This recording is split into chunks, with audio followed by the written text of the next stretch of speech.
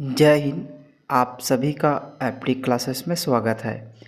आज हम 18 अगस्त को जितने भी इम्पोर्टेंट करंट अफेयर बनेंगे उन सभी क्वेश्चन को देखेंगे। यदि आपको किसी भी क्वेश्चन में किसी भी प्रकार का डाउट हो तो कमेंट ज़रूर कर देना है। यदि आप हमारे वीडियो में पहली बार है तो चैनल को सब्सक्राइब, लाइक और शेयर ज़रूर करें। साथ ही बेल आइकन को भी दबाएं जिससे कि आपको नोटिफिकेशन मिल सके। चलिए आज का पहला क्वेश्चन देखिए।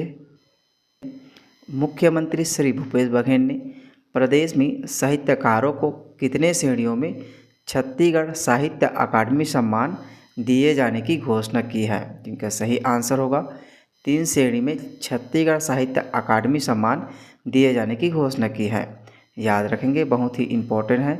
मुख्यमंत्री श्री भूपेश बघेल ने छत्तीसगढ़ के साहित्यिक वातावरण को और सुदृढ़ करने के लिए साहित्यकारों को 3 श्रेणियों में छत्तीसगढ़ साहित्य अकादमी सम्मान दिए जाने की घोषणा की है।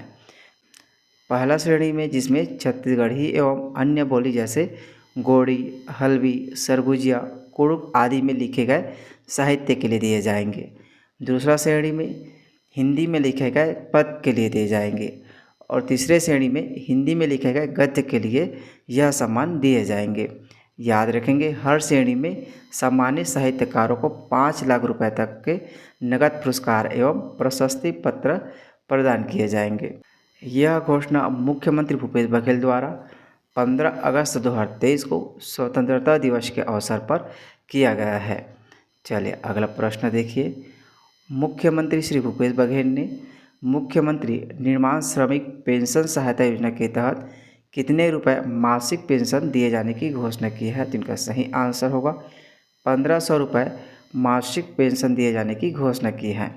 याद रखेंगे, मुख्यमंत्री श्री भूपेश बघेल ने मेहनतकश निर्माण श्रमिकों के लिए मुख्यमंत्री निर्माण श्रमिक पेंशन सहायता योजना प्रारंभ करने की घोषणा की है, जिसमें निर्माण कार्य करने वाले ऐसे मजदूर जिनकी आयु 60 वर्ष पूरी हो चुकी हो तथा 10 साल तक पंजीकृत हो, उन्हें जीवन पर्यंत हर महीने 1500 रुपये मासिक पेंशन दिए जाने की घोषणा की है। यह घोषणा मुख्यमंत्री श्री भूपेश बघेल ने 15 अगस्त स्वतंत्रता दिवस के अवसर पर रायपुर में आयोजित समारोह में किया गया है। चलिए नेक्स्ट क्वेश्चन देखिए। छत्तीसगढ़ के बलरामपुर जिला का नाम किस वर्ल्ड रिकॉर्ड में दर्ज हुआ है? तो इनका सही आंसर होगा छत्तीसगढ़ के बलरामपुर जिला का नाम golden book of world record में दर्ज हुआ है। याद रखेंगे, इम्पोर्टेंट क्वेश्चन है। अब बलरामपुर जिला के बारे में याद रखेंगे। बलरामपुर जिला का गठन 2012 में सरगुजा से अलग कर 2012 में किया गया है। बलरामपुर का जिला मुख्यालय बलरामपुर ही है। बलरामपुर में मुख्य रूप से खनिज में याद रखेंगे, कोयला याद रखना है।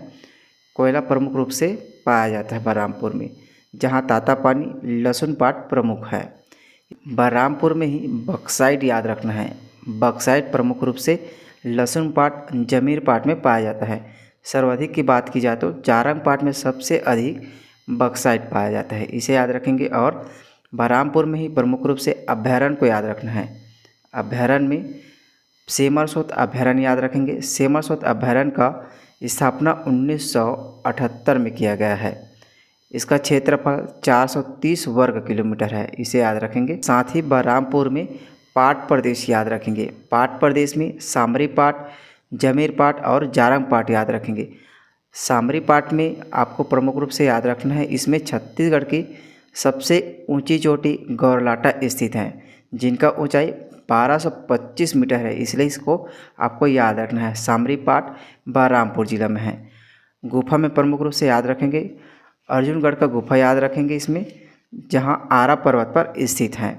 जलप्रपात में याद रखना है, जलप्रपात में कोटली जलप्रपात, पवई जलप्रपात, इन दोनों को याद रखेंगे। बलरामपुर में ही एक पुरातात्विक स्थल याद रखेंगे, जिसमें दीपाडी को प्रमुख रूप से याद रखना है। यह एक बलरामपुर जिला में पुरातात्विक स्थल है। चलिए इन पॉइंट को याद रखेंगे। आगे देखिए। एसपी डॉक्टर लाल उमेंद्र सिंह ने बलरामपुर जिले की 325 पंचायत में 15 अगस्त के दिन एक साथ वॉलीबॉल प्रतियोगिता का आयोजन कराकर जिले का नाम गोल्डन बुक ऑफ में दर्ज कराया है। इस पर जिले का नाम golden book of world record में नाम दर्ज हो गया है।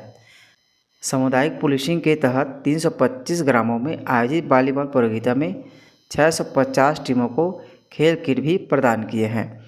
इसमें ग्राम खेल समिति के कुल 325 ग्राम के 650 से अधिक टीमों ने 3900 से अधिक खिलाड़ियों ने एक साथ 15 अगस्त को अपने अपने गांव में वॉलीबॉल खेलकर एक कीर्तिमान रचा है। इसके बाद golden book of world record में पुलिस ग्राम खेल समिति का नाम दर्ज कराया गया है। याद रखेंगे, इंपॉर्टेंट क्वेश्चन है। चलिए नेक्स्ट क्वेश्चन देखिए। हाल ही में छत्तीसगढ़ को राष्ट्रपति के हाथों किस सम्मान से सम्मानित किया गया है? तो इनका सही आंसर होगा, हाल ही में राष्ट्रपति के हाथों भूमि सम्मान से सम्मानित किया गया है। इंपॉर्टेंट क्वेश्चन है दोस्तों, याद रखेंगे। राष्ट्रपति के हाथों छत्तीसगढ़ को भूमि सम्मान से सम्मानित किया गया है। आप इमेज में देख सकते हैं। चलिए ध्यान देंगे। राष्ट्रपति द्रौपदी मुर्मू के हाथों 18 जुलाई को नई दिल्ली में विज्ञान भवन में आयोजित कार्यक्रम में छत्तीसगढ़ को भूमि सम्मान दिया गया है। याद रखेंगे दोस्तों, 18 जुलाई को नई दिल्ली में यह सम्मान दिया गया है। प्रदेश के 2 जिला जिसमें सरगुजा और बेमेतरा जिलों को भी भूमि प्रबंधन एवं प्रशासन के लिए भूमि सम्मान प्लेटिनम सर्टिफिकेट से सम्मानित किया गया है। याद रखेंगे, सरगुजा और बेमेतरा को भूमि प्रबंधन के लिए सम्मान दिया गया है, जिसमें प्लेटिनम सर्टिफिकेट भी दिया गया है। प्रदेश के राजस्व विभाग और सरगुजा तथा बेमेतरा जिला प्रशासन को इस उपलब्धि के लिए बधाई देते हुए कहा है कि 95% कार्य पूर्ण digital India land modernisation programme अंतर्गत प्रदेश में भूमि प्रबंधन से जुड़े 95% कार्य पूर्ण हो चुके हैं। इंपॉर्टेंट है दोस्तों, याद रखेंगे। चलिए नेक्स्ट क्वेश्चन देखिए। नीति आयोग के निर्यात तैयारी सूचकांक में शीर्ष स्थान पर कौन सा राज्य है? तो इनका सही आंसर होगा, निर्यात तैयारी सूचकांक में शीर्ष स्थान पर तमिलनाडु है। याद रखेंगे दोस्तों, अभी हर साल गुजरात इसमें पहले स्थान पर था, लेकिन इस बार तमिलनाडु पहले स्थान पर। इंपॉर्टेंट क्वेश्चन है, याद रखेंगे। महाराष्ट्र दूसरे स्थान पर है और कर्नाटक 76.36 अंक के साथ तीसरे स्थान पर रहा है। याद रखेंगे, दूसरे स्थान पर महाराष्ट्र, तीसरे स्थान पर कर्नाटक है और पहले स्थान पर तमिलनाडु है। पिछले 2 संस्करणों में शीर्ष स्थान पर रहा गुजरात, इस बार 73.22% के अंक के साथ चौथे स्थान पर रहा है। तटीय राज्यों की रैंकिंग में इसके बाद आंध्र प्रदेश, ओडिशा, पश्चिम बंगाल और केरल का स्थान रहा है। पहाड़ी हिमालयी राज्यों में उत्तराखंड शीर्ष स्थान पर। याद रखेंगे दोस्तों, पहाड़ी राज्यों में उत्तराखंड शीर्ष स्थान पर है। इसके बाद हिमाचल प्रदेश, मणिपुर, त्रिपुरा, तेलंगाना, कर्नाटक, मेघालय, अरुणाचल प्रदेश और मिजोरम का स्थान है। भूमि से घिरे राज्यों में हरियाणा शीर्ष स्थान पर है। याद रखेंगे, भूमि से घिरे राज्यों में हरियाणा शीर्ष स्थान पर है। नीति आयोग के निर्यात तैयारी सूचकांक 2022 में महाराष्ट्र और गुजरात को पीछे छोड़कर तमिलनाडु शीर्ष स्थान बन गया है। चलिए नेक्स्ट क्वेश्चन देखिए। नाट्य रचना सुराजी गांव पुस्तक का विमोचन किसके द्वारा किया गया है? तो इनका सही आंसर होगा, सुराजी गांव पुस्तक का विमोचन मुख्यमंत्री भूपेश बघेल द्वारा किया गया है। इंपॉर्टेंट क्वेश्चन है, याद रखेंगे। इस तरह से छोटे छोटे पुस्तक को भी याद रखेंगे, इससे क्वेश्चन बनाए जाते हैं। विधानसभा परिसर स्थित अपने कार्यालय में श्री दुर्गा प्रसाद पारकर की रचना सुराजी गांव पुस्तक का विमोचन किया गया है। श्री पारकर जी ने बताया है कि छत्तीसगढ़ी नाटक राज्य की महत्वाकांक्षी योजना नरवा, गरवा, घुरवा और बाड़ी पर आधारित है। याद रखेंगे दोस्तों, यह पुस्तक सुराजी गांव पुस्तक नरवा, गरवा, घुरवा और बाड़ी पर आधारित पुस्तक है। इसके लेखक श्री दुर्गा प्रसाद पारकर जी हैं। इस अवसर पर श्री दुर्गा प्रसाद पारकर को किताब के प्रकाशन पर बधाई देते हुए शुभकामनाएं भी दिए हैं। अगला प्रश्न देखिए। छत्तीसगढ़ में कितने प्रतिशत लोग पर्याप्त पोषित नहीं हैं? तो इनका सही आंसर होगा, छत्तीसगढ़ में 35.12% लोग पर्याप्त पोषित नहीं हैं। यह नीति आयोग द्वारा जारी रिपोर्ट के अनुसार है। याद रखें दोस्तों, इंपॉर्टेंट क्वेश्चन है।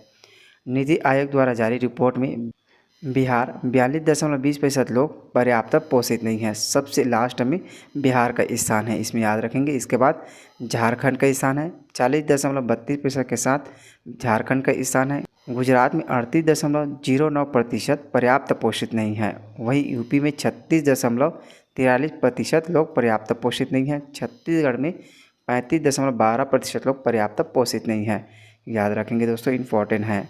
किस राज्य में यात्री बसों और स्कूली बसों में पैनिक बटन लगाने की तैयारी में है? तो इनका सही आंसर होगा, छत्तीसगढ़ राज्य में यात्री बसों और स्कूली बसों में पैनिक बटन लगाने की तैयारी में है। पैनिक बटन क्या है? तो पैनिक बटन बसों में लगाया जाएगा, जो महिलाओं और बच्चों में होने वाले दुर्व्यवहार को रोकने के लिए इस बटन को लगाया जा रहा है।